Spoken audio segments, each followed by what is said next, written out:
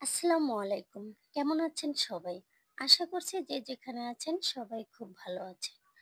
আজকে আমি আবার একটি রেসিপি নিয়ে আপনাদের সামনে হাজির হয়েছি।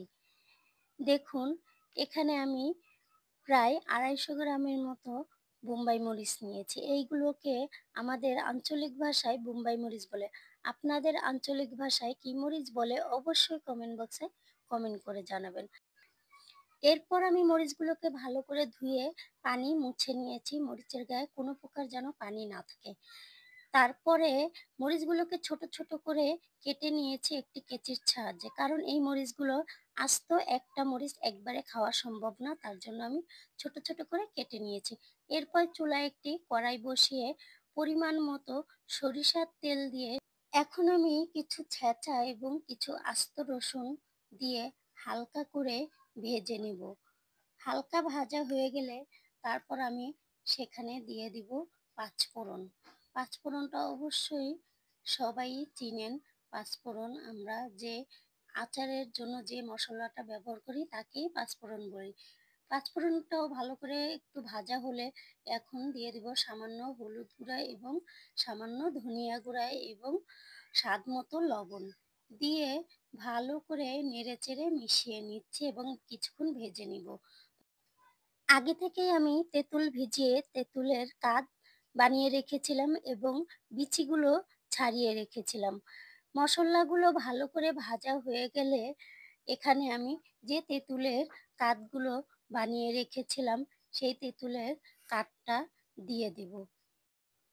আমি এখানে প্রায় ২০০ গ্রামের মতো তেঁতুলের কাঠ ব্যবহার করেছি। আপনারা চাইলে আপনাদের স্বাদ মতো আরো কম বেশি করে নিতে পারেন। এরপর এটা ভাজা হয়ে গেলে এখন আমি এখানে সামান্য ১.৫ চামচ পরিমাণ চিনি এবং ২ চামচ ভিনেগার দিয়ে আবার ভালো করে কিছুক্ষণ মসলা সবকিছু ভেজে নেব।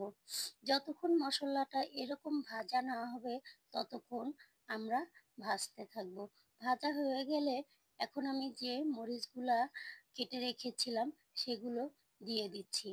মরিচগুলো দিয়ে আমি ভালো করে নেড়েচেড়ে মিশিয়ে নেব এবং যতক্ষণ মরিচগুলো সিদ্ধ না হবে ততক্ষণ আমি মরিচগুলো ভাজতে থাকবো।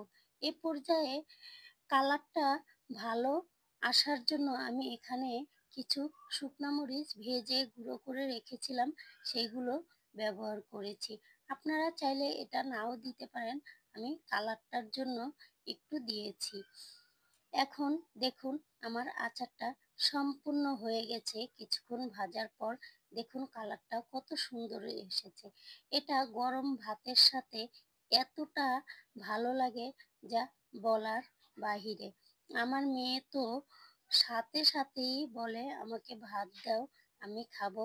দেখুন আমার মেয়ে গরম ভাতের সাথে খাচ্ছে, তার নাকি এই আচারটা খুবই ভালো লাগে। আমার ভিডিওটা ভালো লাগলে অবশ্যই কমেন্ট বক্সে কমেন্ট করে জানাবেন। আল্লাহ হাফেজ।